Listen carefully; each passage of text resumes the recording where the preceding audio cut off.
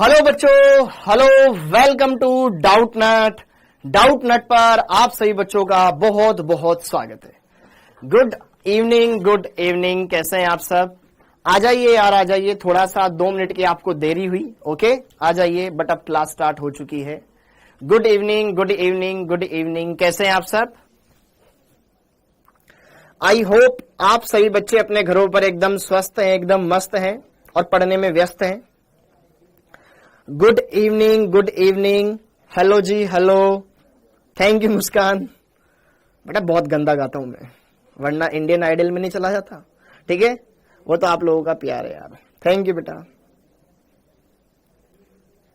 Thank you.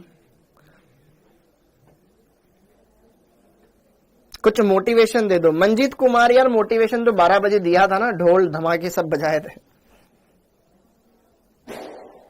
Thank you Nagendra, thank you. आप सभी का बहुत बहुत धन्यवाद बेटा। अच्छा, आपने गाय को पानी दिया, वेरी गुड, बहुत बढ़िया बेटा। रितेश, यस, वो तो मस्ती थी, हाँ। तो आप सभी का बहुत बहुत धन्यवाद यार। देखो, जिस तरीके से आपके मन में ये उत्साह है ना कि sir happy teachers day, happy teachers day, happy teachers day, अच्छा लगता है, बहुत अच्छा लगता है। और ना मतलब एक बहुत अच्छा फील होता है, मतलब बीइंग अ टीचर, एक टीचर होने के नाते बेटा मैं इसको मतलब ना बहुत अच्छा लगता है कि यार बच्चे हमें कितना अच्छे विश कर रहे हैं। तो ये विश आज के लिए तो अच्छी लगती है, लेकिन ना ये विश आप हमेशा करें, मतलब अच्छा लगे। तो उसके लिए आप ये तब करेंगे जब आप बढ़िया रिजल्ट देंगे, क्योंकि अगर आपका बढ़िया स्कोर नहीं आएगा तो आप ये बोलोगे अरे यार मजा नहीं आया। तो आपको बढ़िया से बढ़िया पढ़ना है। हम आपके लिए, हम जब तब ज्यादा बढ़िया खुश होंगे।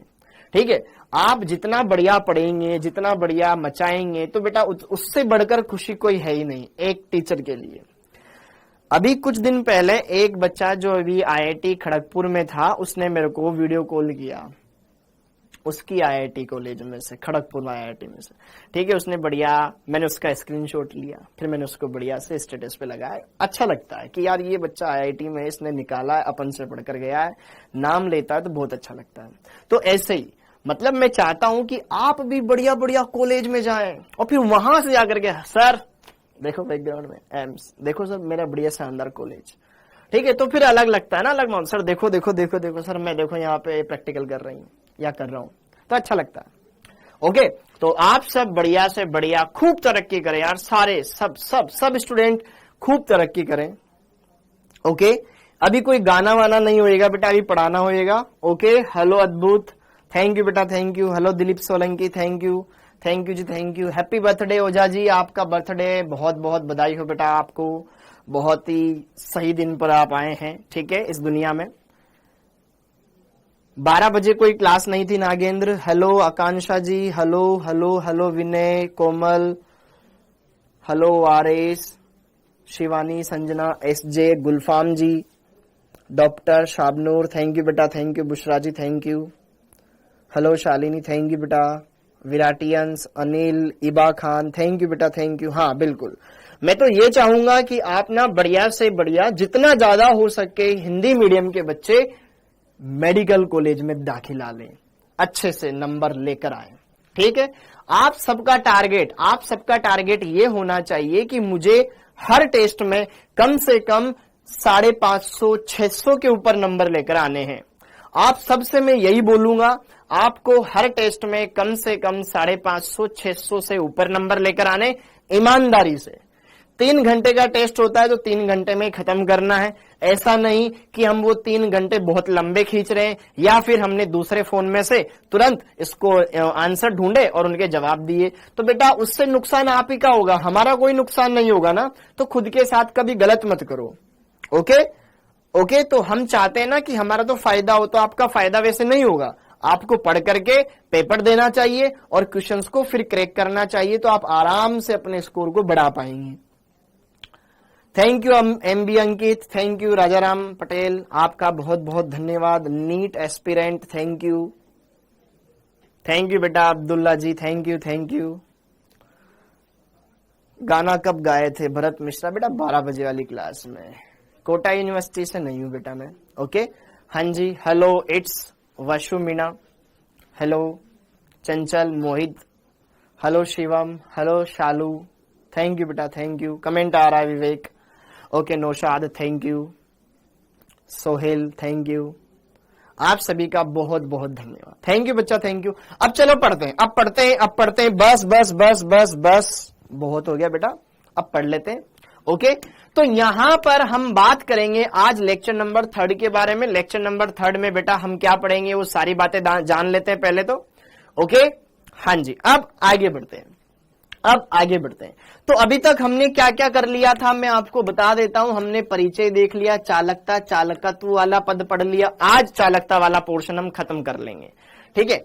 फिर हमने चालकता को प्रभावित करने वाले कारक पढ़े पिछली क्लास में, कि अंतरायनिक आकर्षण बल, श्यानता, ठीक है, ताप, इनका क्या प्रभाव पड़ता है, विलायक की ध्रुवता का क्या प्रभाव पड़ता है चालकता पर, है ना, तनुता बढ़ाने पर चालकता पर क्या प्रभाव पड़ता है, वो सारी बातें हमने देखी। अब आज उसके आगे की बात पढ़ेंगे। तो आज हम पढ़ेंगे बेटा कोल-राउश का नियम, इंपोर्टेंट नियम, कोल-राउश का नियम, इंपोर्टेंट नियम है, इंपोर्टेंट नियम है, इंपोर्टेंट नियम है।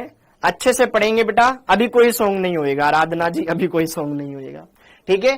इसके अनुप्रयोग, अब गाना गाऊंगा जब आपका बढ़िया से सिलेक्शन होएगा, झूम करके बढ़िया से, फिर ड्रम व्रम गिटार विटार सब बजाएंगे। ओके, हाँ जी, ओके। और फिर इलेक्ट्रोड के बारे में पढ़ेंगे, इलेक्ट्रोड विभव के बारे में पढ़ेंगे।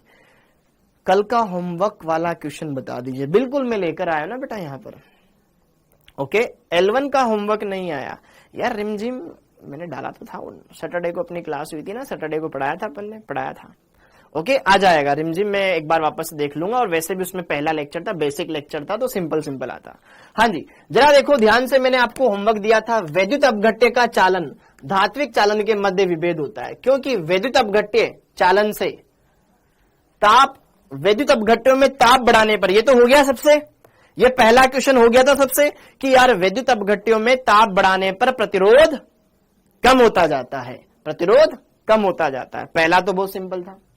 वैद्युत अपघट्य चालकता सीधा मापक है, वैद्युत अपघट्य चालकता। अब वैद्युत अपघट्य कौन सबसे बढ़िया होगा, जिसका प्रतिरोध ज्यादा हो, जिसका विभव ज्यादा हो, जिसका सांद्रण ज्यादा हो, जिसका वियोजन ज्यादा हो। जो जितना ज्यादा टूटेगा वो उतना प्रबल। हमने पढ़ा है ना, विद्युत अपघट्य 2 प्रकार के होते हैं, प्रबल और दुर्बल। जो पूर्णतया टूट जाए वो प्रबल, तो वियोजन के आधार पर। ओके, तनुता का तुल्यांकी चालकता याद है, अगर हमने तनुता बढ़ाई, हमने तनुता बढ़ाई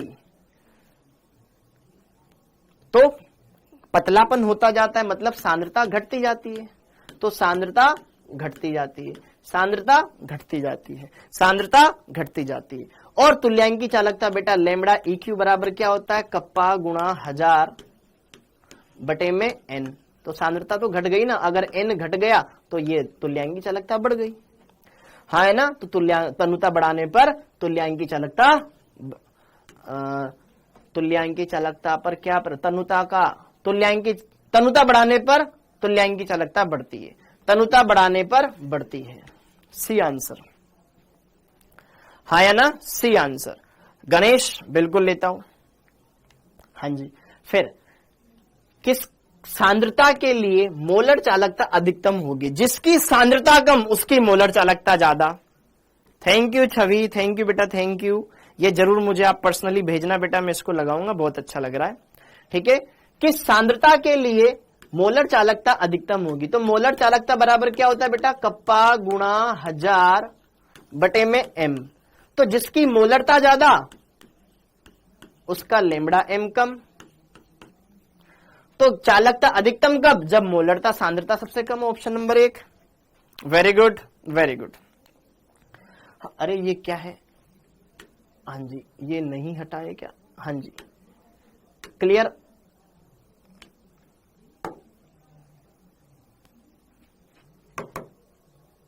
हाँ, जरा देखो ध्यान से। हाँ, अगर हम यहां पे जरा देखें, प्रबल का पूछा है ना, कहां पे पूछा है प्रबल का, तनुता का प्रबल विद्युत अपघट्यों की तुल्यांकी चालकता बढ़ाने पर क्या प्रभाव। बेटा विद्युत अपघट्य चाहे दुर्बल हो या प्रबल हो, तनुता बढ़ाने पर चालकता दोनों की बढ़ती थी। मैंने पढ़ाया था प्रबल विद्युत अपघट्यों में आयनन बढ़ जाता है, प्रबल विद्युत अपघट्यों में तनुता बढ़ाने पर उनके बीच के आकर्षण दुर्बल हो जाते हैं, चालकता बढ़ जाती, जबकि दुर्बल विद्युत अपघट्यों में उनके आयनन की मात्रा बढ़ जाती है। Okay, thank you ji, thank you बच्चा। ओके, हाँ, ये वाला क्वेश्चन आपको खुद को ही करना है, सिंपल सा है। तुल्यांकी चालकता मतलब लेमड़ा ई क्यू पूछा गया है, तो जरा देखो ध्यान से, लेमड़ा ई क्यू बराबर क्या होता है, कप्पा गुणा 1000 बटे एन। सूत्र लगा लेना, आंसर निकाल लेना, कर रखा है क्लास में, खुद को करना है, मैं आपको आंसर नहीं बताऊंगा, खुद को करना है बेटा। हाँ जी, ये वाला क्वेश्चन 7वां क्वेश्चन हो गया था, 7वां क्वेश्चन ये वाला क्वेश्चन हो गया था बेटा, क्योंकि अब मैं क्या करूंगा, प्रीवियस लेक्चर के क्वेश्चंस को अगली क्लास में डिस्कस करूंगा, फिर आगे बढ़ूंगा। प्रीवियस लेक्चर के क्वेश्चंस को डिस्कस करूंगा, फिर आगे बढ़ूंगा। ओके, हाँ जी, इसमें बस मैं आपको हिंट वगैरह दूंगा, करना आप ही को है ना। जरा देखो ध्यान से, एक 0.1 मोलर सांद्रता वाले एक विद्युत अपघट्य का विलयन भरे हुए चालकता सेल का प्रतिरोध इतना है, आर का मान, ये एम का मान दे रखा है। इस विलयन की चालकता सीमेन मीटर इनवर्स है यहां पे। ओके, हाँ जी, ओके,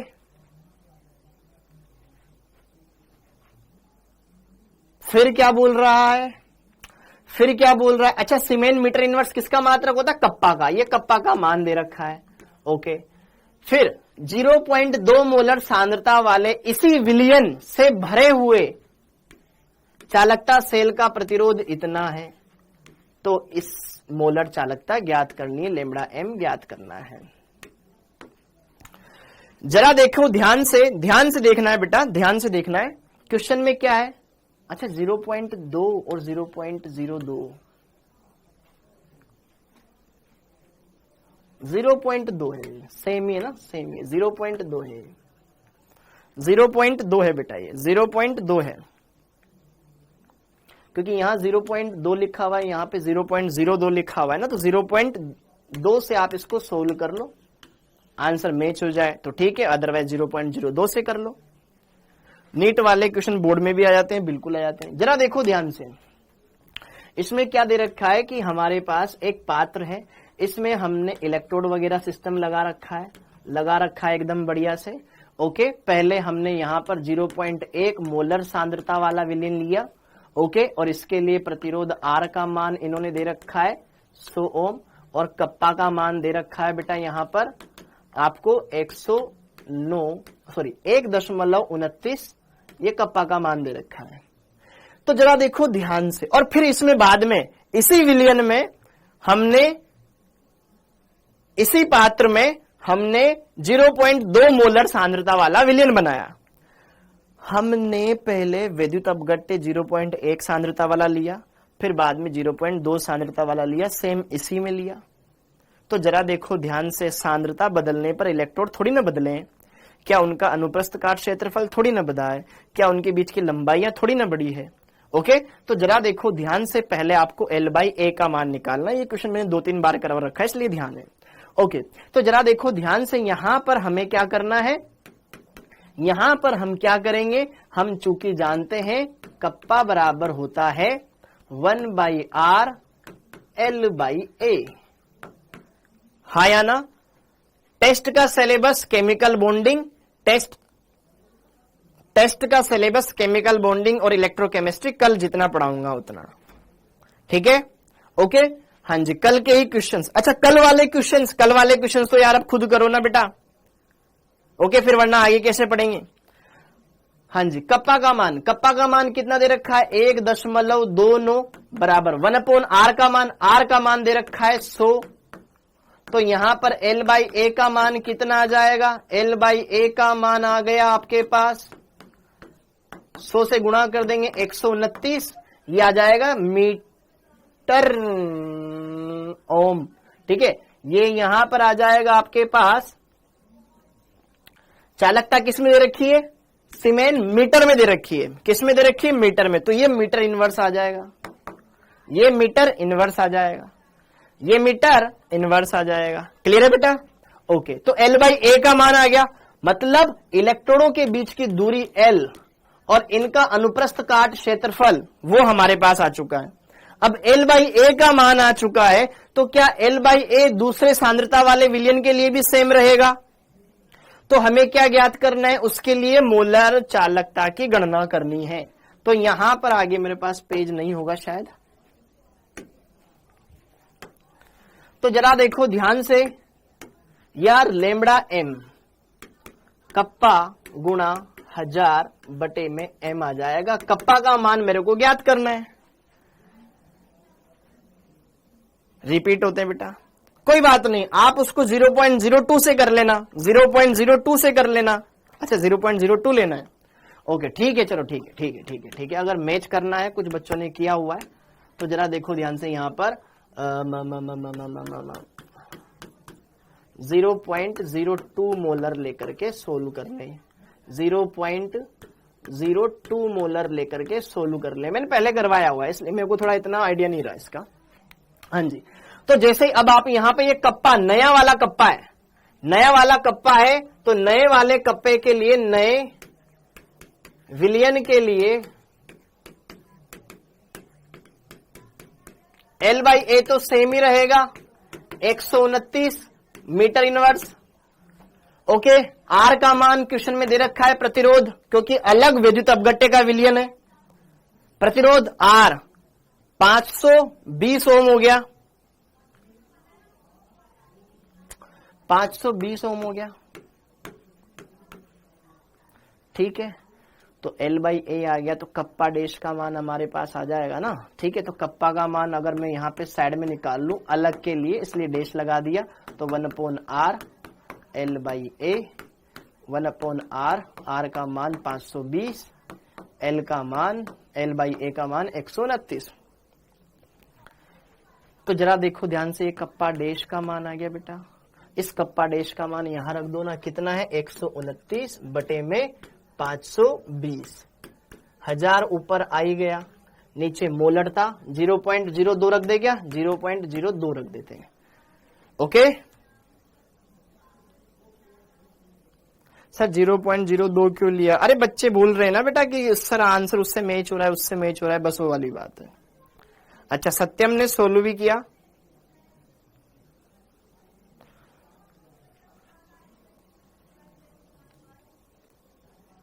जब आप 129 या 520 में 129 का भाग दोगे तो बच्चे बता रहे हैं इसका आंसर आ रहा है सर 0.248, 248 आया इनटू 1000 बटे 0.02 आया। तो क्या बोल रहे हो यार?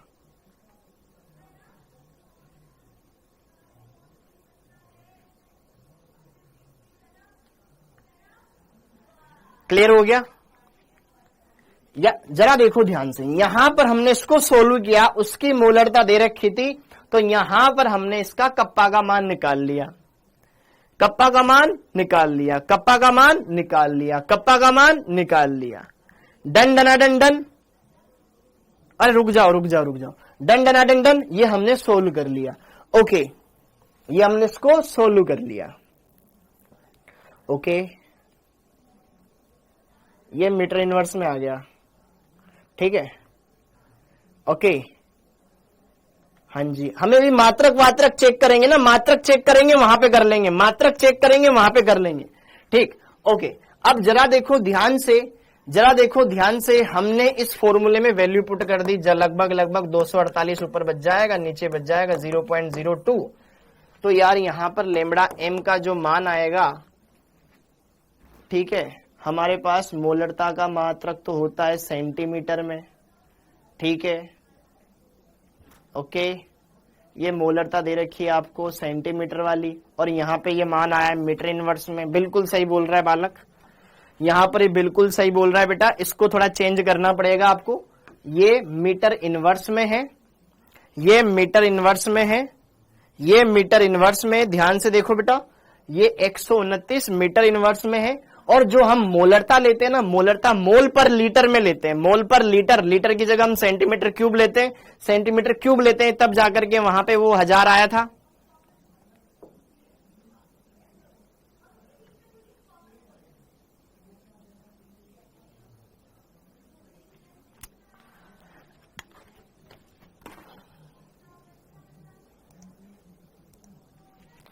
हाँ जी, जरा देखिए ध्यान से, यहां पर हमारे पास L/A का मान किस में आया बेटा? ये वाला मान आया आपके मीटर इनवर्स में। चाहे तो आप इसको अभी किस में कन्वर्ट कर दें, मीटर इनवर्स को आप कन्वर्ट कर दें किस में, मीटर इनवर्स को आप कन्वर्ट कर दें या तो यहां पर ही सेंटीमीटर इनवर्स में, ताकि आप वहां पे मान रखें तो कोई दिक्कत ना आए। यहां पर आपके पास L/A का मान आ रहा है मीटर में, मीटर इनवर्स में आ रहा है, ठीक है। सपोज करिए यहां पे ये मीटर इनवर्स में आ रहा है। अब मैं इसको चाहता हूं मैं इसको सेंटीमीटर में बदल दूं, ताकि मेरे पास सेंटीमीटर इनवर्स में मान आ जाए। क्योंकि सेंटीमीटर इनवर्स में मान आ जाए तो मैं यहां पे क्या कर लूंगा, L/A जो कि मेरे पास अभी मीटर में दे रखा है, तो यहां पर मेरे पास कप्पा डैश का मान सेंटीमीटर इनवर्स में आ जाएगा, और सेंटीमीटर इनवर्स में मैं यहां पे रख दूंगा, सेंटीमीटर इनवर्स में मान रखूंगा। क्योंकि मोलरता भी हम मोल पर लीटर, और मोल पर लीटर को जब अपन सेंटीमीटर क्यूब में कन्वर्ट करते हैं, ऊपर 1000 से गुणा किया था। समझ में आ रही मेरी बात? तो जरा देखो ध्यान से, मैं थोड़ी सी यहां पर कैलकुलेशन को और दूसरी तरीके से कर देता हूं। ये हमारे पास किस में आया, मीटर इनवर्स में आया।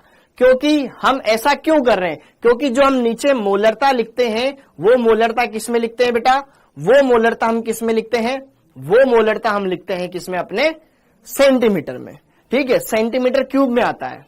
ओके, अब उसको अगर हम कन्वर्ट करेंगे, अगर उसको हम कन्वर्ट करेंगे तो अच्छा, वैसे ऑप्शन में दे रखा है मीटर स्क्वायर, ऑप्शन में दे रखा है मीटर स्क्वायर, मतलब मीटर में रहने दो, चेंज मत करो। तो ये मीटर इनवर्स में रहा, ठीक है। ये मीटर इनवर्स में हमने सोल्व करके इसको निकाल लिया, इसको हमने सोल्व करके निकाल लिया। ये आ जाएगा आपके पास ओम इनवर्स मीटर इनवर्स में मान, या फिर सीमेंस में लिखा हुआ है तो यहां पर यही मान किस में आ जाएगा आपका, यही मान आ जाएगा आपका सीमेन मीटर इनवर्स में। क्योंकि हमने मीटर में ही सोल्व किया है तो मीटर में हमने उस हिसाब से मान लिख दिया। अब जरा देखो ध्यान से, बस यहां पर ये जो आप मान रखोगे ना, इसमें थोड़ा सा आपको सोचना पड़ेगा। 1 मिनट में इसको दोबारा से सोल्व करते हैं, इस वाले पार्ट को दोबारा से सोल्व करते हैं, अभी आ जाएगा आंसर। हाँ जी, ओके, उसका मान रख दिया आपने, यहां पे कैपिटल M था। जो मोलरता थी, यहां पर जो मोलरता थी हमारी पास, मोलरता थी बेटा, वो मोलरता लिखी जाती थी मोल पर सेंटीमीटर क्यूब के हिसाब से, या फिर मैं उसको ऐसे लिख सकता हूं, मोल की पावर -3, इस रूप में लिखी जाती थी। लेकिन हम चाहते हैं उसको किस रूप में लिखें, हम चाहते हैं कि उसको हम इस तरीके से लिखें कि यार, जैसे कि मोल पर सेंटीमीटर क्यूब है, इस मोल पर सेंटीमीटर क्यूब की जगह हम मीटर क्यूब में बदल ले, ताकि हमारा काम आसान हो जाए, ताकि हमारा काम आसान हो जाए।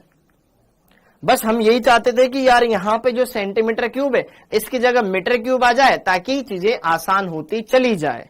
तो एक बार यहां पे थोड़ा सा मैं बेसिक लेवल पे ले जाकर के सोल्व करते हैं। देखो, मोलरता बराबर क्या होता है, विलेय के मोल बटे विलयन का आयतन, हमने लिया था लीटर में, और अगर लीटर की जगह मैं इसको किस में कन्वर्ट कर दूं, सेंटीमीटर क्यूब में, तो 1 लीटर में होते थे 1000, तो लीटर को सेंटीमीटर में बदलने के लिए फिर हमें 1000 से गुणा करना पड़ा था। तो यहां पे ये मोल पर सेंटीमीटर क्यूब में चला गया था, मोल पर सेंटीमीटर क्यूब में चला गया था। ओके, अब यहां पर हमने ये भी पढ़ा हुआ है कि यार 1 मीटर बराबर 10⁻² सेंटीमीटर, और 1 सेंटीमीटर बराबर होता है 10⁻² मीटर। बस आपको सूत्र में मान रख देना है, जो भी 1 सेंटीमीटर बराबर 10⁻² मीटर क्यूब आ जाएगा, और 1 सेंटीमीटर बराबर 10⁻² मीटर होता है, इसको जब मीटर क्यूब में बदलेंगे तो यहां पर 10 की घात माइनस 6 मीटर क्यूब आएगा, फिर सोल्व करना पड़ेगा। 1 मिनट, ये हो गया यार, ये कन्वर्जन करना पड़ेगा ना। ये तो हमने लिख ही दिया। मोलरता हमें दे रखी थी 0.02 मोलर। ओके, हाँ जी, अगर हम 0.02 को डायरेक्ट पुट करें फिर तो हमने ऊपर 1000 से गुणा किया हुआ है। ओके, अगर 1000 से गुणा ना करें तो मोल पर लीटर में आ जाएगा। ठीक है, ठीक है, ठीक है। अच्छा, इस क्वेश्चन को मैं भी थोड़े लास्ट में करवा दूं। इस क्वेश्चन को थोड़ा सा मैं भी लास्ट में करवा दूंगा। थोड़ा सा मेरे को बस कैलकुलेशन वगैरह करनी है, बस और कुछ नहीं करना। थोड़ा सा लास्ट में कर लेंगे ताकि अपन आंसर से मैच कर सके, क्योंकि यहाँ पे मीटर स्क्वायर लाना है सेंटीमीटर स्क्वायर की जगह, तो 10 की घात मीटर स्क्वायर लाना है ना। ठीक है, एक सेंटीमीटर में होते हैं अपने पास 10 की घात माइनस 2, 10 की घात माइनस 4 आ रहा है इसमें एक्स्ट्रा। ठीक है, उसको सोल्व करके इसको देख लेंगे अपन। ठीक है, ये वाली कैलकुलेशन अभी अपन लास्ट में कर लेंगे। ठीक है, ताकि अपना टाइम बच जाए और कुछ नहीं, बस इसमें कैलकुलेशन था इकाई का और कुछ नहीं। अब जरा देखो ध्यान से, इसको थोड़ा सा मैं होल्ड करूंगा, इसको मैं थोड़ा सा होल्ड करूंगा बेटा, और ताकि मैं आपको आराम से यहां पे बता सकूं। अब जैसे कि देखो ध्यान से, अगला क्वेश्चन, अगला क्वेश्चन क्या है, ये तो मैंने आपको क्लास में करवाया हुआ है कि 0.5 मोल पर डेसीमीटर क्यूब। अब डेसीमीटर क्यूब ऑलरेडी लीटर के बराबर होता है, तो मोल पर लीटर में दे रखा है वो, और ये हमने ऑलरेडी सोल्व कर रखा है। 11.52 के लगभग ये आया था इसका आंसर, ये अपन ने कर लिया था। ठीक है, तो ये अपन ने किया हुआ है। 8वां वाला क्वेश्चन तो ऑलरेडी मैंने क्लास में करवाया हुआ है। अब थोड़ा सा आगे पढ़ लेते हैं, फिर उसको वापस में अपन लास्ट में ले लेंगे, कोई दिक्कत नहीं है। हाँ जी, अब जरा देखो ध्यान से, आगे बढ़े उससे पहले मैंने आपको प्रीवियस लेक्चर में क्या पढ़ाया था, एक बार मैं वो आपको जरूर रिवाइज करवाना चाहूंगा। प्रीवियस लेक्चर में बच्चों हमने ये देखा था कि किस तरीके से हमने ये पढ़ा था कि जो तुल्यांकी चालकता थी, मोलर चालकता थी, वो प्रबल विद्युत अपघट्यों के लिए तो डिबाई हकल ओनसेगर समीकरण द्वारा हम स्पष्टतया ज्ञात कर सकते हैं, क्योंकि वो एक सीधी सरल रेखा आती है। तो वो जो सीधी सरल रेखा थी कि यार अगर ये y अक्ष पर जिस बिंदु पर कट करेगी वो y अंतखंड कहलाएगा, और y अंतखंडी हमारे पास लैम्बडा m था एट इंफिनिटी। तो हम यहां पर y अक्ष पर काटे गए अंतखंड की लंबाई के आधार पर हम अनंत तनुता पर मोलर चालकता ज्ञात कर सकते थे डिबाई हकल समीकरण की सहायता से। लेकिन जो दुर्बल विद्युत अपघट्य थे, जो दुर्बल विद्युत अपघट्य थे, वो 100% आयनित होते ही नहीं थे, तो इसलिए उनके लिए ग्राफ कुछ ऐसा आया था। तो उनके लिए क्या होता था, हर एक बिंदु पर ढाल अलग अलग आएगा, यहां ढाल अलग आएगा, यहां ढाल ज्यादा आएगा, यहां ढाल बहुत ज्यादा आएगा। तो ढाल कोई एक फिक्स नहीं है, जबकि सरल रेखा के लिए तो हर एक बिंदु पे ढाल समान होता है। तो उनके लिए डिबाई हकल समीकरण की सहायता से आप मोलर चालकता ज्ञात कर सकते हो किसी भी पॉइंट पर, जबकि इनके लिए हर एक पॉइंट पर वो मान अलग अलग आएगा, तो इनके लिए ज्ञात कर पाना पॉसिबल नहीं है। तो इसके लिए कोलराउश नामक वैज्ञानिक ने अपनी कुछ बात कही, और वो बातें हमें यहां पर देखनी है, बढ़िया से उनको क्लियर करना है। हाँ जी, और वो बात क्या थी, आइए चलिए उनको अपन यहां पर एक बार समझ लेते हैं। तो अब हमारे पास अगला पड़ाव आएगा आयनों के स्वतंत्र अभिगमन का कोलराउश का नियम। जो आयन एकदम फ्री माइग्रेट करते हैं इधर उधर, उनके लिए क्या इसका नियम है, इस नियम को हमें समझना है। तो हेडिंग डाल लीजिएगा बेटा, कोलराउश का नियम, कोलराउश का नियम। अब कोलराउश का नियम ये क्या कहता है कि अभी अभी हमने पढ़ा था कि कोई भी विद्युत अपघट्य अनंत अनुता पर पूर्णतया आयनित हो जाता है। मतलब चाहे आप प्रबल विद्युत अपघट्य लो, चाहे दुर्बल विद्युत अपघट्य लो, प्रबल भी आयनित होगा, दुर्बल भी आयनित होगा अनंत अनुता पर। तो ठीक है, और हर एक आयन का विद्युत अपघट्य की जो तुल्यांकी चालकता है उसमें एक निश्चित योगदान रहेगा। जैसे कि मैं आपको ही बताऊं, मैंने लिया for example Ag3PO4, Ag3PO4 silver phosphate लिया बेटा मैंने, सिल्वर फोस्फेट लिया, Ag3PO4 लिया, सिल्वर फोस्फेट लिया। जब ये टूटेगा तो 3 तो Ag प्लस आयन देगा और 1 फोस्फेट ऋण आयन देगा। तो इस वैद्युत अपघट्य एक आयनिक यौगिक की तुल्यांकी चालकता इसके धनायन के कारण और इसके ऋणायन के कारण भी रहेगी। तो कोलराउश यही बोलता है कि किसी भी वैद्युत अपघट्य की तुल्यांकी चालकताओं का मान धनायन के कारण अनंत अनुता पे तुल्यांकी चालकता, ऋणायन के कारण अनंत अनुता पे तुल्यांकी चालकताओं के योग के बराबर होती है। अगर इसकी मैं अनंत तनुता पर तुल्यांकी चालकता ज्ञात करना चाहता हूं तो इसमें जो धनायन बन रहा है उस धनायन के कारण अनंत अनुता पर तुल्यांकी चालकता पहले समझना, फिर इसमें जो ऋणायन बन रहा है उस ऋणायन के कारण अनंत अनुता पर तुल्यांकी चालकताओं के योग के बराबर आता है।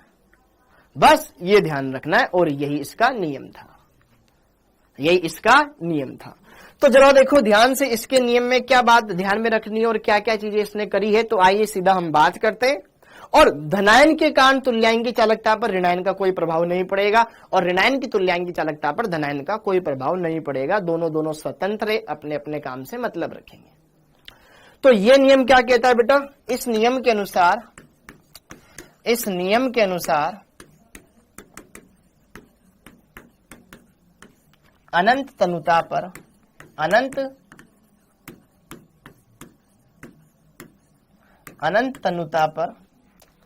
इस विलयन के इस नियम के अनुसार अनंत तनुता पर किसी वैद्युत अपघट्य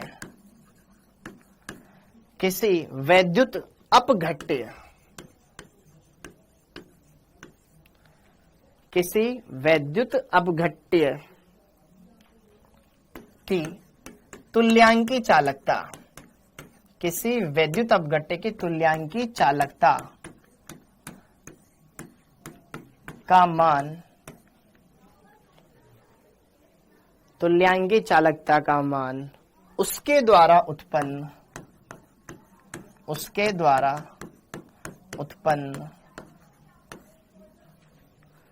उत्पन्न धनायन एवं ऋणायन की अनंत तनुता पर तुल्यांकी चालकताओं के योग के बराबर होता है। तुल्यांकी चालकताओं के योग के बराबर होता है। यही कोलराउश का नियम है, यही कोलराउश का नियम है।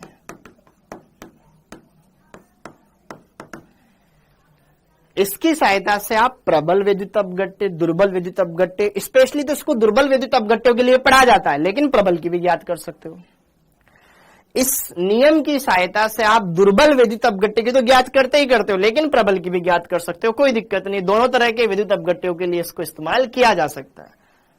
ओके, जैसे कि देखो फॉर एग्जाम्पल उदाहरण लिया, माना बेटा AXBY, ये मेरे पास कोई आयनिक यौगिक है, जैसे कि NaNaCl होता है, MgCl2 होता है, Al2O3 होता है, वैसे एक आयनिक यौगिक मैंने ले लिया AXBY। ये क्या है मेरे पास, एक वैद्युत अपघट्य। वैद्युत अपघट्य जो विलयन में जाकर के आयनित होगा। अब जब ये आयनित हो रहा होगा, दुर्बल विद्युत अपघट्य, ये दुर्बल विद्युत अपघट्य, जनरली प्रबल तो 100% आयनित हो जाते हैं, दुर्बल 100% आयनित नहीं हुए, इसलिए साम्य वाला हमने चिन्ह लगाया। तो A कितने X, तो यहां पर X तो क्या बनेंगे, A बनेंगे, और B कितने बनेंगे, Y B बनेंगे। और अगर आवेश देखूं बेटा, तो A के माथे पे Y होता तो वहां जाता पैरों में, इसके ऊपर प्लस का Y आवेश है और इसके ऊपर माइनस का X आवेश। तो वैद्युत अपघट्य ने ये धनायन दिया, ये ऋणायन दिया। तो कोलराउश के नियम से, तो कोलराउश के नियम से ये नियम सिंपली ये बोलता है कि यार इस वैद्युत अपघट्य की अनंत अनुता पे तुल्यांकी चालकता, इस वैद्युत अपघट्य की एक्स बी वाई की अनंत अनुता पर तुल्यांकी चालकता किसके बराबर होगी? उसमें जो धनायन है, उस धनायन के कारण अनंत तनुता पर तुल्यांकी चालकता जो धनायन है प्लस जो ऋणायन है उसकी अनंत अनुता पर तुल्यांकी चालकता के योग के बराबर होगी। ये इसने कहा। ये तुल्यांकी चालकता EQ तुल्यांकी चालकता के लिए लगाया जाता है। तो करना कुछ नहीं है, इसकी तुल्यांकी चालकता जो धनायन बन रहे, जितने धनायन बन रहे उनसे मतलब नहीं, इनके रस समीकरण मिति गुणांकों से मतलब नहीं होता है। तुल्यांकी चालकता में बस धनायन और ऋणायन से मतलब है, उनके रस समीकरण मिति गुणांकों से मतलब नहीं है, उनके रस समीकरण मिति गुणांकों से मतलब नहीं है। तो ये है, तो कोलराउश के नियम से ये हम देख सकते हैं। ठीक है, ओके। अब अगर मेरे को मोलर चालकता निकालनी है तो भी मैं निकाल सकता हूं, मोलर चालकता चेक करनी है तो भी मैं चेक कर सकता हूं। तो तुल्यांकी चालकता का यह ऐसा लिख लेना, मेरे तो जगह खत्म हो गई। यह वैद्युत अपघट्य की तुल्यांकी चालकता लैम्बडा EQ एट इंफिनिटी ज्ञात करने का व्यंजक है। अभी हम सवाल लगाएंगे इस पर। ज्ञात करने का व्यंजक है।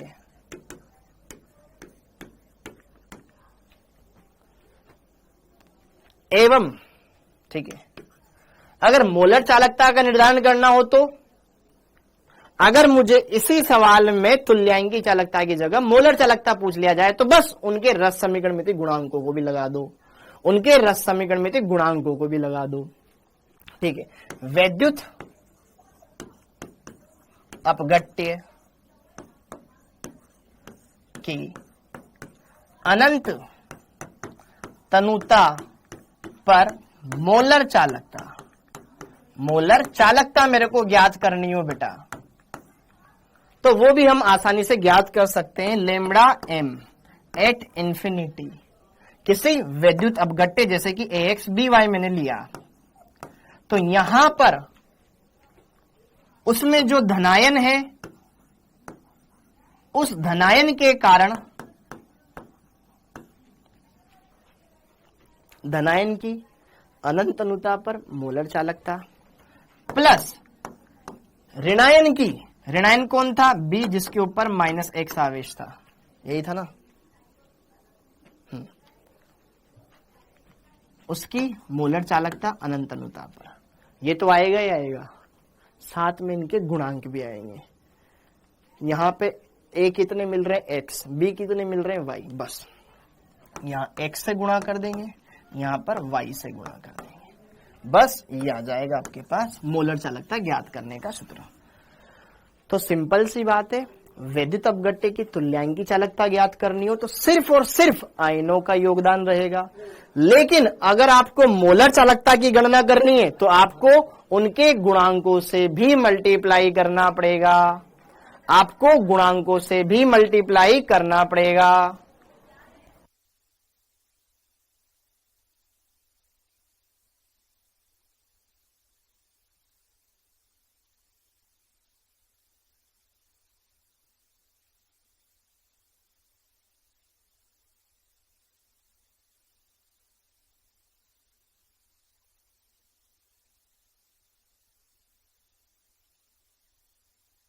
हाँ जी, क्लियर हो गया। तो यहां पे जरा देखो ध्यान से, आपको इनमें क्या करना है, मोलर चालकता की ज्ञात करना हो। मोलर चालकता ज्ञात करना हो तो आप उनके गुणांकों को भी यूटिलाइज करेंगे, और तुल्यांक की चालकता में उनके गुणांकों का कोई रोल नहीं है। तुल्यांक की चालकता में उनके गुणांकों का कोई रोल नहीं है। जहां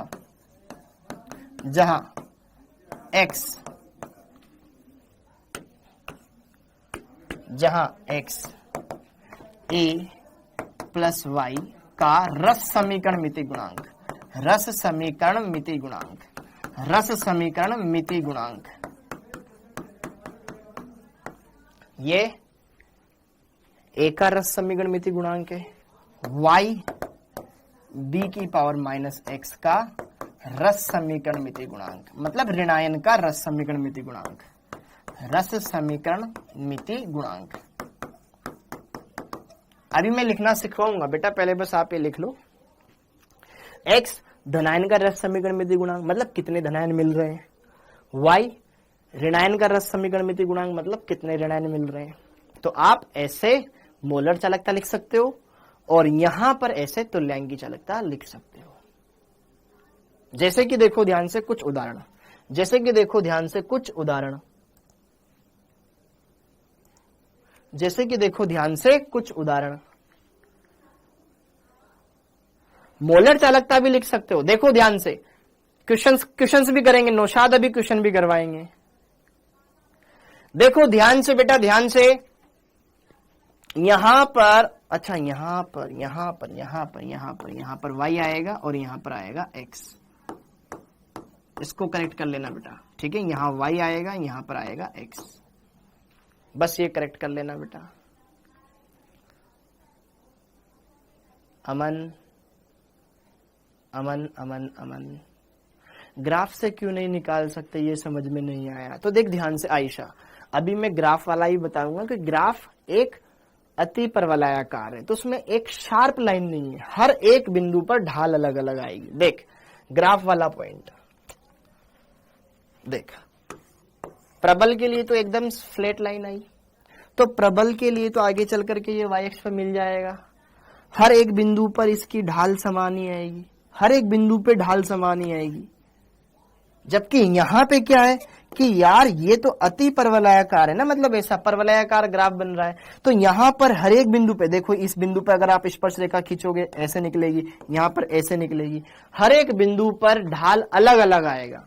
तो इसके लिए आप डायरेक्ट ज्ञात नहीं कर सकते, तो उसने यहां पे सिंपल सा कोलराउश का नियम दिया,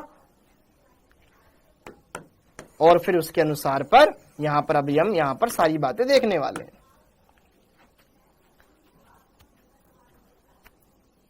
समझ में आया, समझ में आया। यहां पे जरा देखो ध्यान से, एक्स बी वाई कोई भी लवण है, एक्स बी वाई कोई भी लवण है, अज्ञात लवण। यहां तक एक बार नोट कर लिया हो तो अभी मैं कुछ उदाहरण देके आपको समझाना चाहता हूं। हाँ जी, यहां पर अब जैसे कि देखो ध्यान से, क्वेश्चंस करवाएंगे, जरा देख ध्यान से।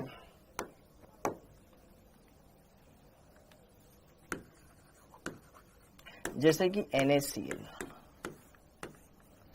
NaCl बेटा एक वैद्युत अपघट्य है, तो कैसे, इसके लिए अगर आप मोलर चालकता लिखना चाहोगे, तुल्यांक की चालकता लिखना चाहोगे, कैसे लिखोगे। रुक तो सही, अभी जरा देखो ध्यान से। NaCl एक वैद्युत अपघट्य है, तो NaCl कैसे टूटेगा। NaCl टूटेगा सर, NaCl टूटेगा, कैसे टूटेगा, Na प्लस Cl माइनस में। ये कैसे टूटा, Na प्लस Cl माइनस में। जय शर्मा एक मिनट होल्ड कर, Na प्लस कैसे टूटेगा, Na प्लस Cl माइनस में। तो यहां पर Na प्लस 1 है और Cl माइनस 1 है, ठीक है, ओके। तो यही +1 इसके पैरे में गया होगा ना बेटा, तभी तो ये सवाल बना अपना। NaCl एक विद्युत अपघट्य जो कि इस तरीके से टूटा। तो अगर मैं यहां पर तुल्यांक की चालकता लिखना चाहता हूं, अगर मैं यहां पर लेम्बडा अनंत लिखना चाहता हूं तुल्यांक की चालकता NaCl की, तो क्या लिखूंगा, सिंपल सा ये लिखूंगा ना कि यार Na प्लस के कारण तुल्यांक की चालकता, Na प्लस के कारण अनंत अनुता पर तुल्यांक की चालकता, प्लस Cl माइनस के कारण अनंत तनुता पर तुल्यांक की चालकता, बस इतना सा लिखूंगा, ठीक है, ओके। ये तो मैंने लिखा तुल्यांक की चालकता। और अगर मेरे को मोलर चालकता निकालना है, मोलर चालकता निकालना है तो मैं क्या करूंगा, इनकी संख्या से गुणा कर दूंगा। यहां एक है, यहां एक है, इनकी संख्या से गुणा कर दूंगा। ये तो आई तुल्यांकी चालकता। तुल्यांकी चालकता। अगर मैं बात करूं अनंत तनुता पर मोलर चालकता मुझे ज्ञात करना हो, मोलर चालकता मुझे ज्ञात करना हो,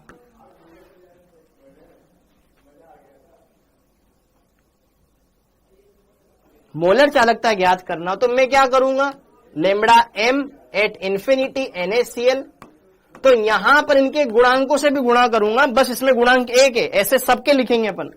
एक गुणा लेमड़ा अनंत Na+ के कारण प्लस एक गुणा लेमड़ा एम अनंत Cl- के कारण।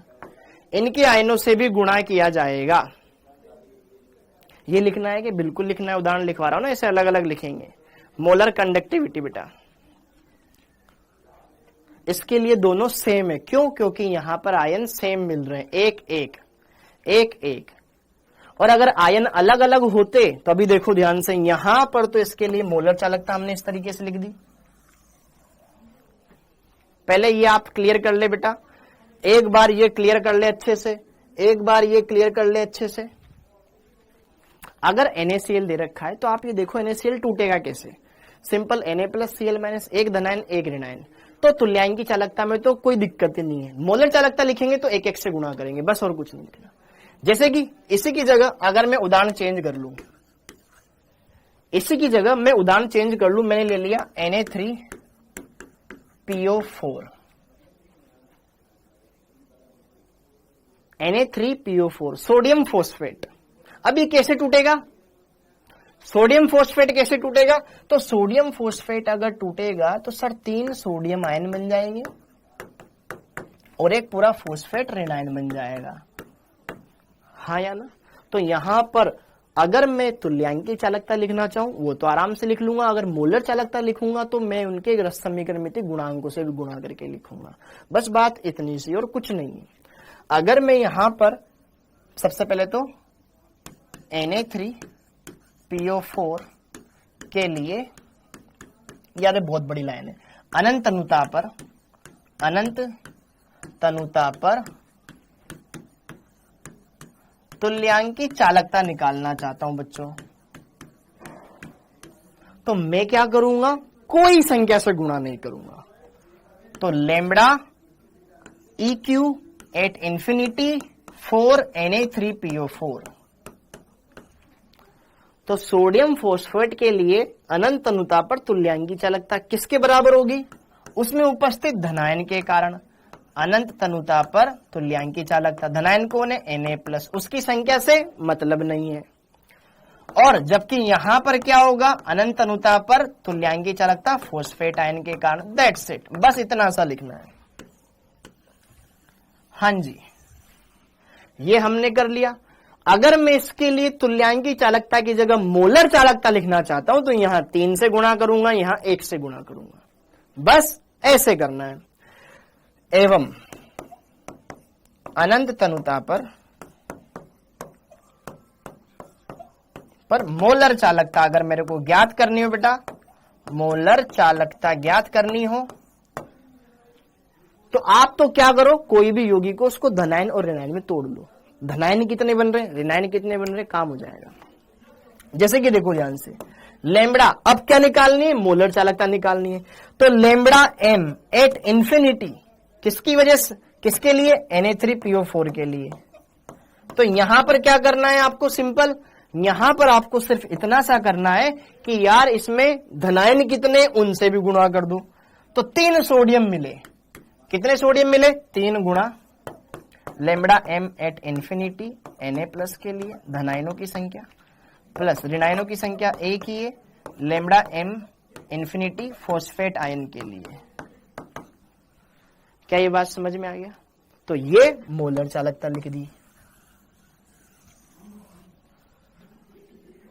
तो 3 क्यों आया, क्योंकि 3 आयन थे।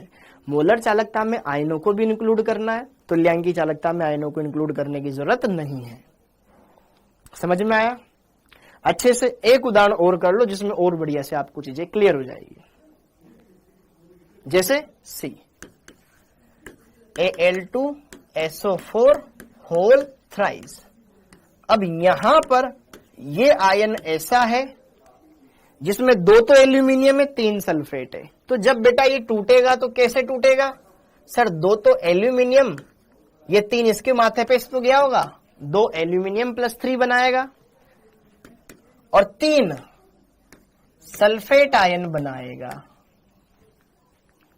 हाँ या ना, SO4 बनाएगा।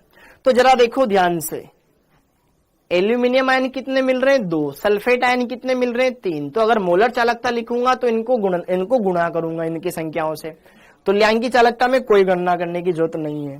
तो तब मैं डायरेक्ट लिख रहा हूं बेटा, आपको समझना है। Lambda EQ at infinity Al2SO4 whole thrice. तो ये क्या आएगा? सिंपल सा इतना सा आएगा कि यार एल्यूमिनियम आयन के लिए, धनायन के लिए EQ of aluminium plus 3 ion plus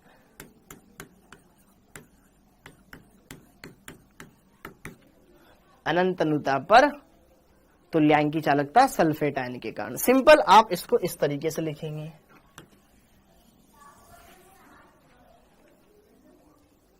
ये आया।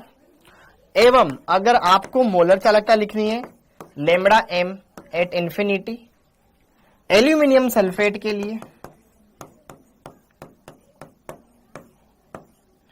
तो फिर मुझे क्या करना पड़ेगा? इनकी संख्याओं से भी गुणा करना पड़ेगा।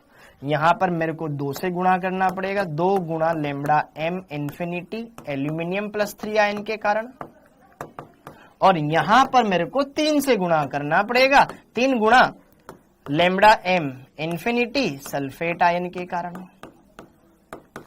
तो हमें यहां पर इस बात का ध्यान रखना है बस कि यार धनायन कितने, ऋणायन कितने, तो मोलर चालकताओं में वो भी आएगा और तुल्यांकी चालकताओं में वो भी नहीं आएगा। बस आप यहां पर ये ज्ञात कर सकते हो।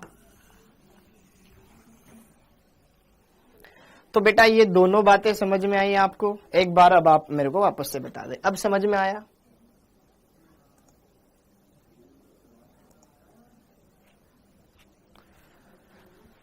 सर आपने कैसे तोड़ा? अरे कैसे तोड़ा? अरे यार देखना कैसे तोड़ा। एल्यूमिनियम पर आवेश ये 3 यहां पे इसके माथे पे से तो गया होगा, ये 3 इसके माथे पे से तो गया होगा, ये 3 इसके माथे पे से तो गया, ये 2 इसके माथे पे से तो आता है। रासायनिक सूत्र बनाना नहीं आता आपको कि यार एल्यूमिनियम प्लस 3 और सल्फेट -2 कैसे जुड़ेगा? इसका 2 इसके पैरों में, 3 इसके पैरों में, तो Al2SO4 होल थ्राइस हुआ ना।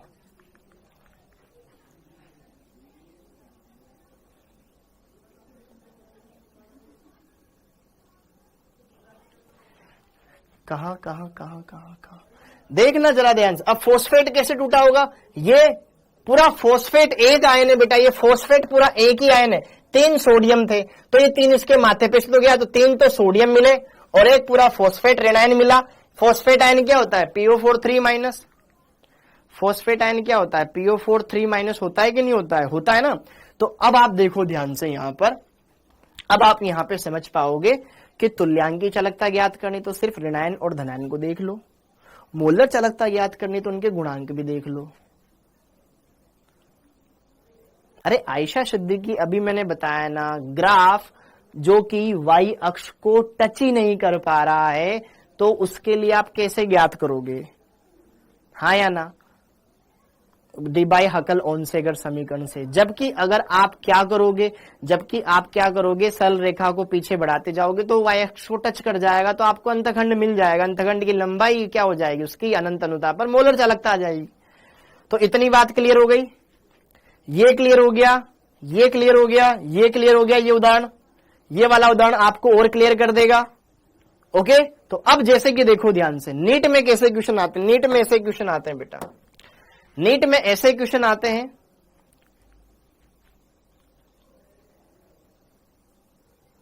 मक्खन हो गया ना। तो अब जैसे कि देखो ध्यान से, यहां पर आगे बढ़े उससे पहले एक बात मैं आपको बताना चाहूंगा। अरे यार आ जाना ऊपर। हाँ, एक बात मैं आपको और बताना चाहता हूं, एक बात मैं आपको और बताना चाहता हूं, आगे बढ़े उससे पहले एक बात मैं आपको और बताना चाहता हूं। क्या हमने तुल्यांकी चालकता और मोलर चालकता में संबंध पढ़ा है? क्या हमने तुल्यांकी चालकता और मोलर चालकता में, सर लेमड़ा EQ और लेमड़ा M क्यों अलग अलग है? एक ही रिप्लाई। अरे लेमड़ा M तुल्यांक मोलर चालकता होती, जबकि लेमड़ा EQ तुल्यांकी चालकता होती। परिभाषा पढ़ाई थी ना पिछली क्लास में, आया था कि नहीं आया था? जरा देखो ध्यान से, लेमड़ा M और लेमड़ा EQ अनंत अनुता पे ले लें, में संबंध क्या था बेटा? क्या हमने ये संबंध पढ़ा था कि lambda EQ lambda EQ lambda EQ lambda M बटा N फैक्टर होता है, N कारक होता है? क्या हमने ये चीज पढ़ी हुई है? क्या हमने ये चीज पढ़ी हुई है? लेमड़ा M बटे N कारक होता है, क्या ये हमने पढ़ा हुआ है? हाँ या ना? अब जैसे कि मान लो, तो जैसे कि क्वेश्चन, यदि Na2SO4 के लिए lambda EQ at infinity, Na2SO4 के लिए लेमड़ा EQ इंफिनिटी 400 सीमेन सेंटीमीटर स्क्वायर मोल इनवर्स हो, तो लेमड़ा M होगा। ये बताओ, हाँ या ना? ये बताइए विकास जी, अगर आपको Na2SO4 के लिए अनंत अनुता पर तुल्यांकी चालकता दे रखी तो मोलर चालकता कितनी होगी इसकी? ये बता दो बेटा, ये बता दो आप। कुछ बच्चे तो तुरंत कर लेंगे, शेख ने तुरंत जवाब दे दिया, बहुत ही बढ़िया। N कारक क्या होता था? N कारक क्या होता था? N कारक क्या होता था? अरे सीमेन, सीमेन लिख सकता है ना बेटा, ओम इनवर्स को सीमेन लिख सकता है। अच्छा अच्छा अच्छा, मात्रक अलग है, हाँ मात्रक गलत है, यहां पर आ जाएगा तुल्यांकी चालकता ना, तो ग्राम तुल्यांक इनवर्स, ग्राम तुल्यांक इनवर्स।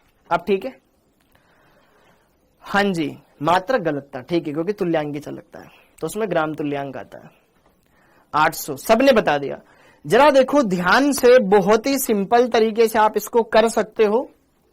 यहां पर N कारक, जहां अगर मैं आपको बता दूं, जहां N कारक,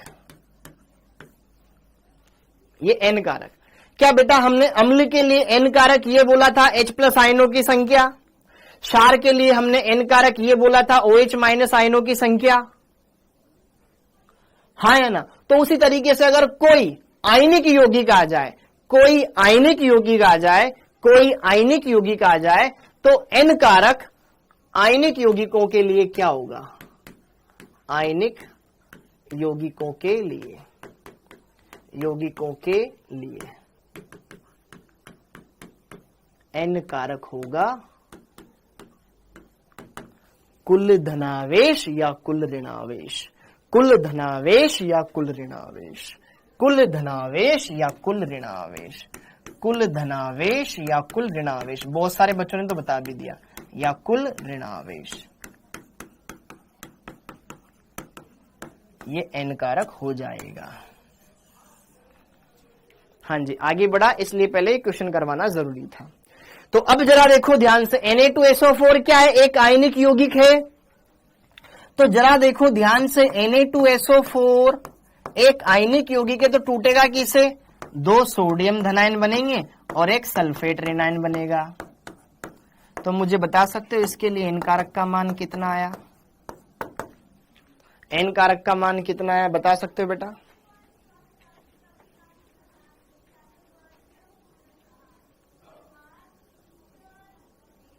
दो आया, वेरी गुड। N कारक कितना? धनायन, टोटल धनावेश, कुल धनावेश, एक सोडियम पर 1+1, 2 पे 2+1, तो N कारक कितना आ गया? 2। N कारक कितना हो गया? 2। N कारक धनायन पर पूरा आवेश, 2 धनायन, 2 धनायन में +2, ऋणायन पर आवेश -2। तो हमें परिमाण से मतलब है, सिर्फ संख्या से मतलब है। तो N कारक का मान 2 आ गया। तो बस तो फिर चूंकि हम जानते हैं लेमड़ा EQ बराबर होता है लेमड़ा m बटे n कारक, n कारक का मान 2 है तो 2 से गुणा कर देंगे, तो यहां पर लेमड़ा m आ गया ना हमारे पास, 2 गुणा लेमड़ा EQ का मान 400, तो 400 800 हो गया, 800 सीमेन सेंटीमीटर स्क्वायर। अब ये मोलर चालकता है तो यहाँ पे मोल इनवर्स आ जाएगा। क्या ये मेरी बात समझ में आई? क्या ये मेरी बात समझ में आई? किसी को कोई डाउट है तो एक बार मैं वापस से रिवाइज करवा देता हूं बेटा, ताकि आपको कोई दिक्कत ना आए आज के टॉपिक में। ओके, तो देखो आयनों के स्वतंत्र अभिगमन कोलराउश का नियम पढ़ा हमने, तो A कितने मिलेंगे, X मिलेंगे, B कितने मिलेंगे, Y मिलेंगे, ये हमने देखा। तो तुल्यांकी चालकता में तो कुछ दिक्कत नहीं है, मोलर चालकता निकालते हैं तो संख्या से भी गुणा करना पड़ता है। ठीक है, तो हमने अलग अलग उदाहरण लेकर के संख्याओं से गुणा करना सीखा, अलग अलग उदाहरण लेकर के संख्याओं से गुणा करना सीखा। ओके, अब ये वाला आपको समझ में आ गया, ये वाला आपको समझ में आ गया। जैसे कि एक क्वेश्चन और करवा देता हूं मैं, ताकि फिर ना आगे का क्वेश्चन करने में दिक्कत ना आए। हाँ जी,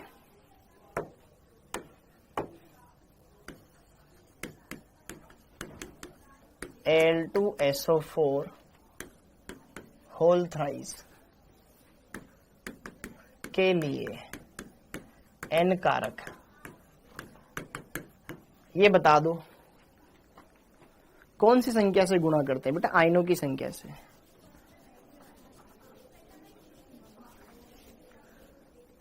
ये बता दो।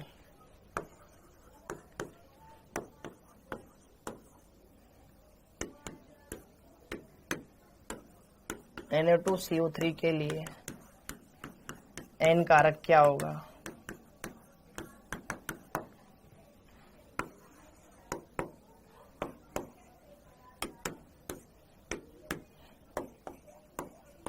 Na2C2O4 के लिए n कारक क्या होगा?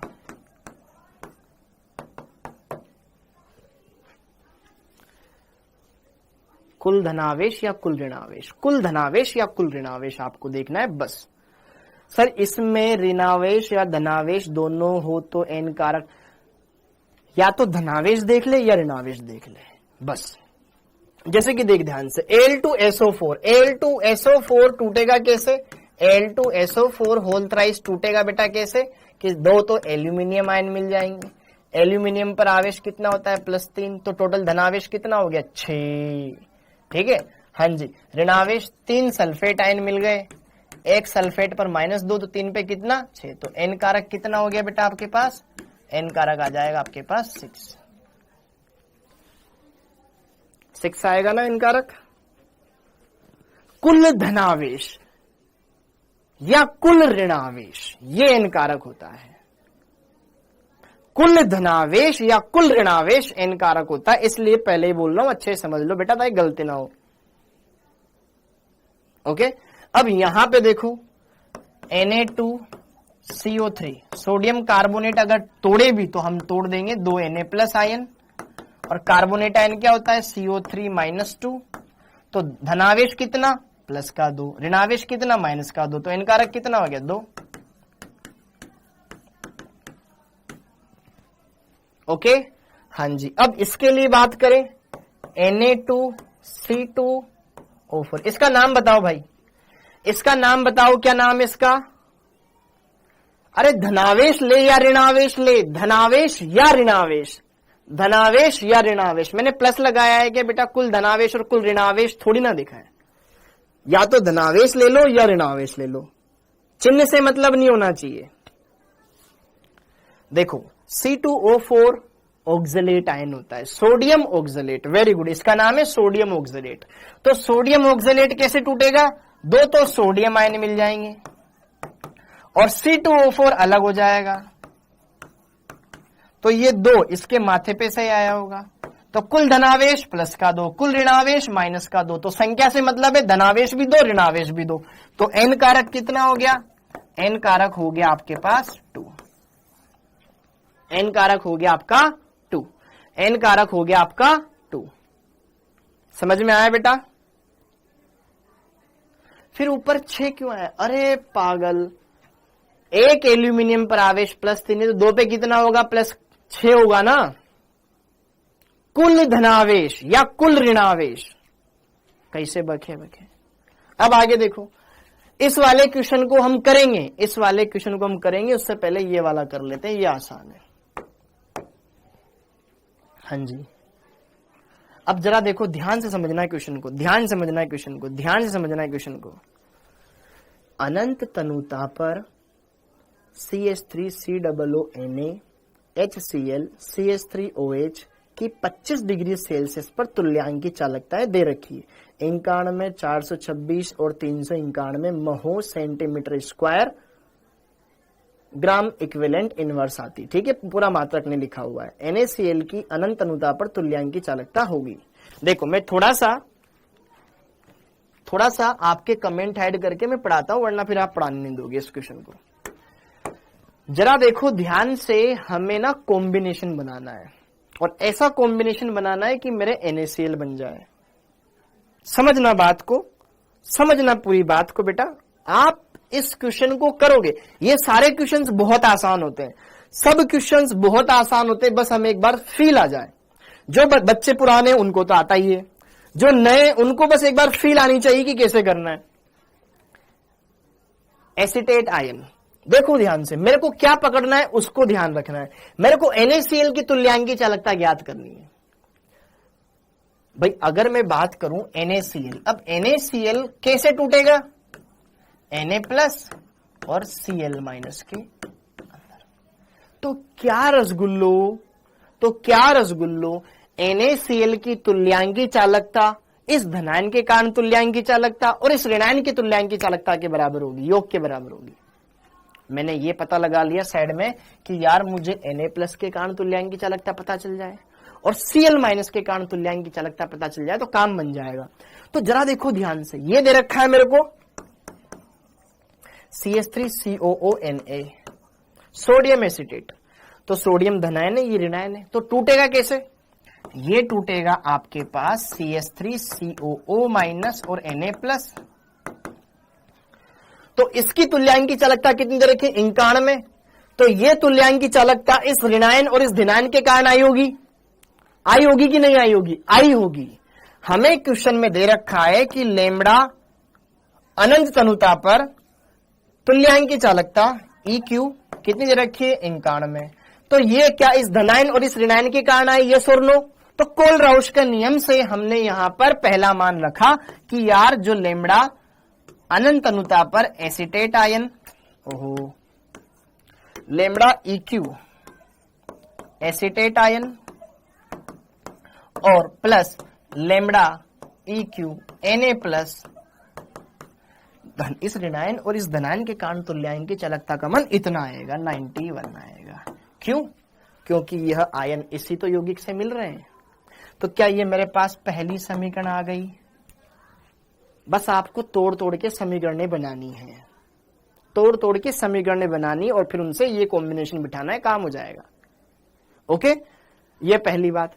अब देखो ध्यान से HCl, ये पहले। अब HCl के लिए डायरेक्ट लिख दूं। HCl के लिए तुल्यांक की चालकता दे रखी है 426। अब 426 कैसे आई होगी कि यार H प्लस और Cl माइनस के कारण। तो इसमें क्या है? अनंत तनुता पर तुल्यांकी चालकता H प्लस के कारण प्लस अनंत तनुता पर तुल्यांकी चालकता Cl माइनस के कारण। धनायन और ऋणायन HCl के लिए कितना दे रखा है? 426 दे रखा है। ये 426 समीकरण नंबर 2 आ गई। लेकिन एक विद्युत अपघट्य इन्होंने एक्स्ट्रा दे रखा है, तो उसके लिए भी देखो।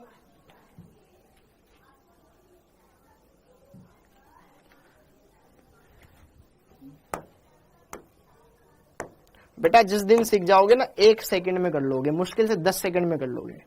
बस कॉम्बिनेशन बिठाना लग जाओ आप। देखो मेरे को क्या चाहिए? Na प्लस चाहिए। Na प्लस इसमें आपका ध्यान होना चाहिए कि मुझे Na प्लस चाहिए और Cl माइनस चाहिए। ओके, बाकी सब हट जाए। तो देखो Na प्लस इसमें है, Cl माइनस इसमें, ये दोनों जोड़ने पड़ेंगे, बाकी को घटाना पड़ेगा। ये एक्स्ट्रा पद आ रहा है।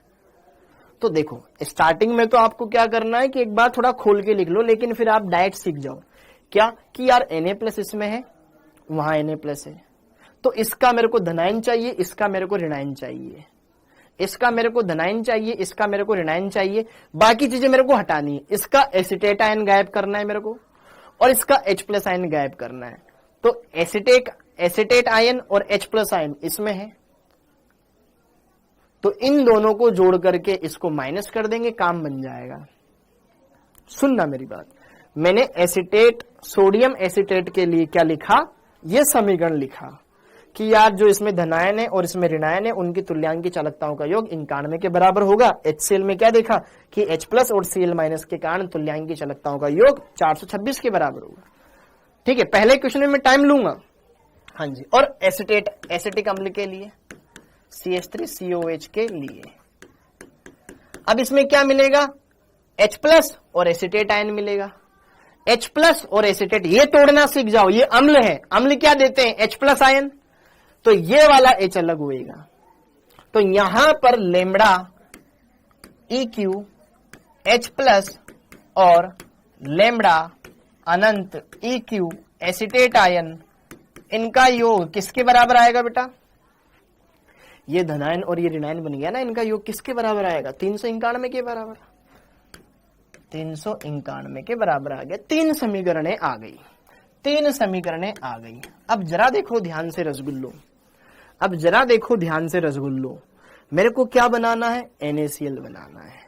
तो जरा देखो ध्यान से, मेरे पास Na इसमें है, मेरे को कहा गया, ये NaCl बनाना था। अब इस NaCl में आप देखो कि यार मेरे को Na+ आयन की जरूरत है और Cl- आयन की जरूरत है। कहा दो यार, अरे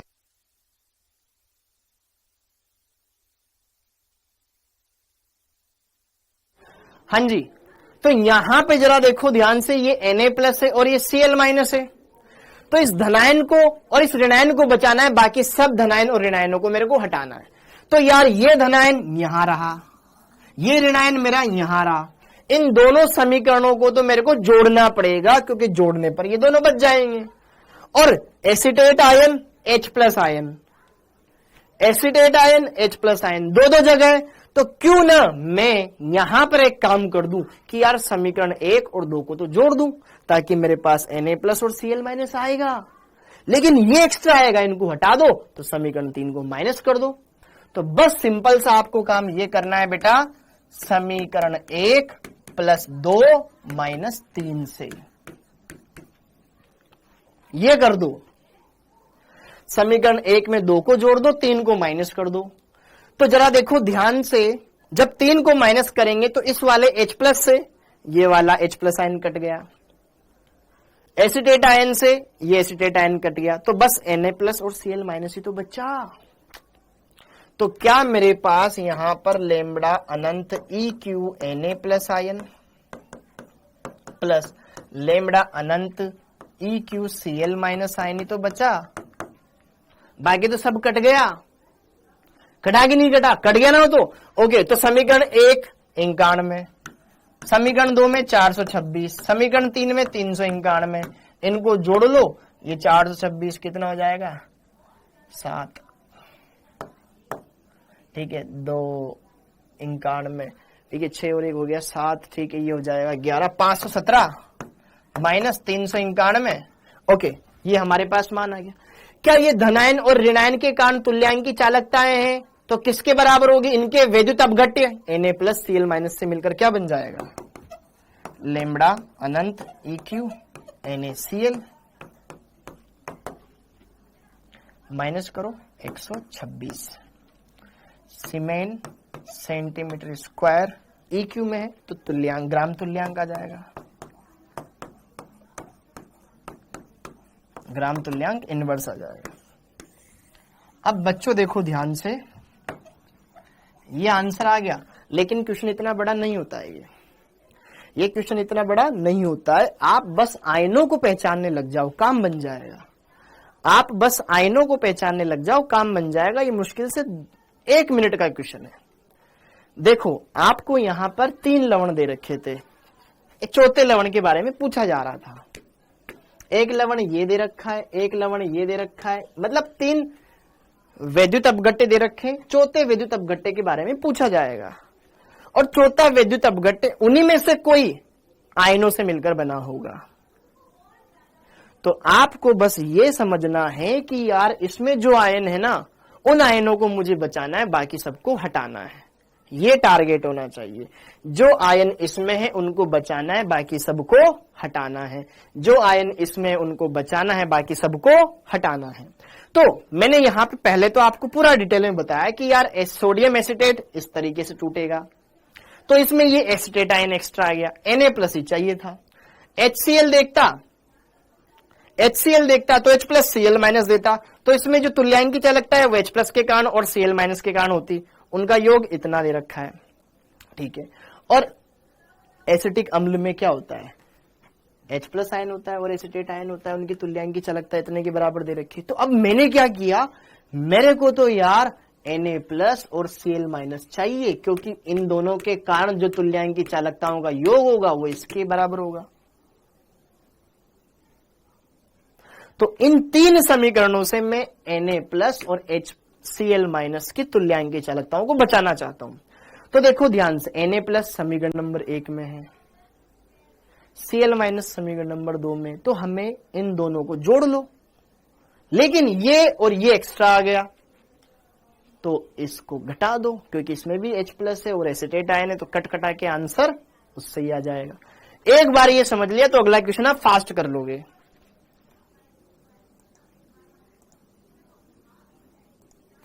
अगला क्वेश्चन आप फास्ट कर लोगे। अब जैसे कि देखो ध्यान से, इस वाले क्वेश्चन को देखो। अब इस वाले क्वेश्चन को देखो, अब इस वाले क्वेश्चन को देखो, ज्ञात क्या करना है। NaCl के लिए दे रखी है, ठीक है। KBr के लिए दे रखा है, ठीक है। KCl के लिए दे रखा है, ठीक है। NaBr के लिए ज्ञात करना है। NaBr के लिए ज्ञात करना है, तो मुझे Na+ को बचाना है, Br- को बचाना है, बाकी को निपटा देना है। तो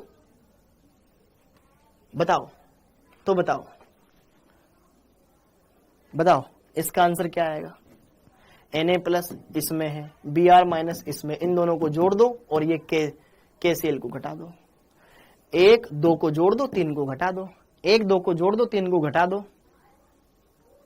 बोलो क्या मैं सही बोल रहा हूं बेटा। 1 2 को जोड़ दो, 3 को घटा दो। 1 2 को जोड़ दो, 3 को घटा दो, क्योंकि यार मेरे को यहां पर NaBr बनाना है, तो NaBr टूटेगा कैसे बेटा, Na+ Br- के रूप में, हाँ या ना। तो मैं क्या करूंगा, और NaCl के लिए लेमड़ा EQ सीमांत मोलर चालकता है। सीमांत मतलब अनंत पे पहुंच चुका है, तो अनंत पर मोलर चालकता दे रखी है। अनंत पर लेमड़ा M दे रखा है। NaCl के लिए कितना दे रखा है, 126 दे रखा है, ठीक है। ओके, KBr के लिए कितना दे रखा है, लेमड़ा M एट इंफिनिटी कितना दे रखा है, 152 दे रखा है। और KCl के लिए लेमड़ा M एट इंफिनिटी आपको क्या दे रखा है, 150 दे रखा है। तो बस मुझे क्या चाहिए, Na+ चाहिए जो यहां रहा, Cl- Br- चाहिए जो यहां रहा।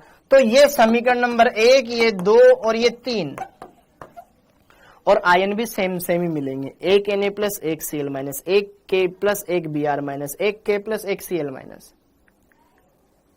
सर हम अपने से कर लेंगे, वेरी गुड बेटा। तो जरा देखो ध्यान से, समीकरण 1 + 2 - 3 कर देना, ठीक है। तो यहां पर आपके लिए लेमड़ा M NaBr आ जाएगा। बोलो, ये तो डायरेक्ट प्लस माइनस कर लोगे, सारे क्वेश्चन ही ऐसे आते हैं। बस बेटा एक बार आपको समझना है, कॉन्सेप्ट पकड़ना है, बाकी हो जाएगा आपसे टाइम। क्वेश्चन को जमाने में टाइम ज्यादा लग रहा है, होने में फटाफट टाइम हो जा रहा है, ठीक है। तो जरा देखो ध्यान से, अब Na यहां पर है, Br यहां पर है, तो इन दोनों को जोड़ दिया और 3 को घटा दिया, तो 126 + 152 कर दो और माइनस के 150 कर दो, तो 26, 52, 8, हाँ ये हो गए 7, ये हो गए ये, फिर ये 150, ठीक है 128।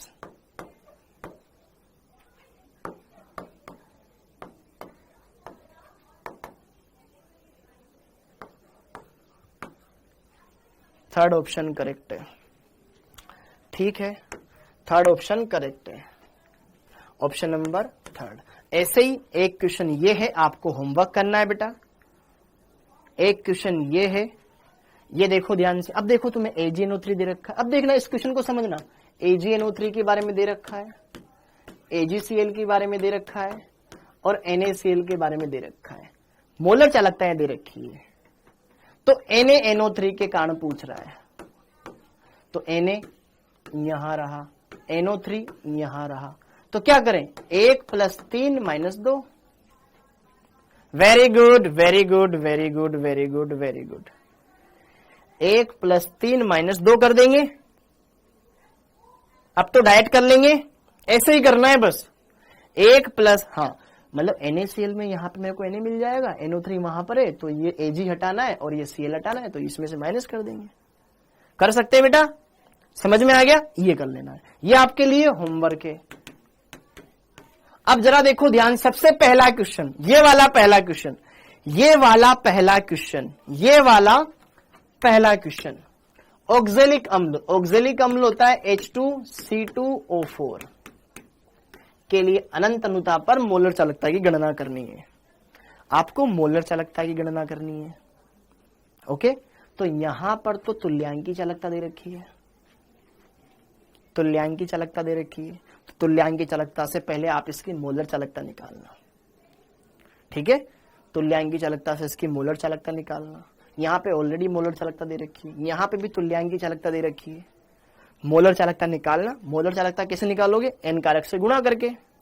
इसका n कारक निकाल लेना, इससे गुणा कर देना, इसका n कारक निकाल के इससे गुणा कर देना, आप इनकी तुल्यांकी चालकताएं पता लगा लेंगे, ठीक है, ओके। मतलब इनकी मोलर चालकताएं पता लगा लेंगे और फिर आप इसके लिए ज्ञात कर सकते हो, ओके। तो ये आपके लिए होमवर्क हो गया बेटा। अब बेटा मुझे अर्जेंट में जाना पड़ेगा, क्योंकि जेई वाले चैनल पर भी टीचर्स डे सेलिब्रेट कर रहे हैं, तो अभी 2-3 बार टीचर आ चुके हैं, तो अब मेरे को जाना पड़ेगा बेटा, ओके।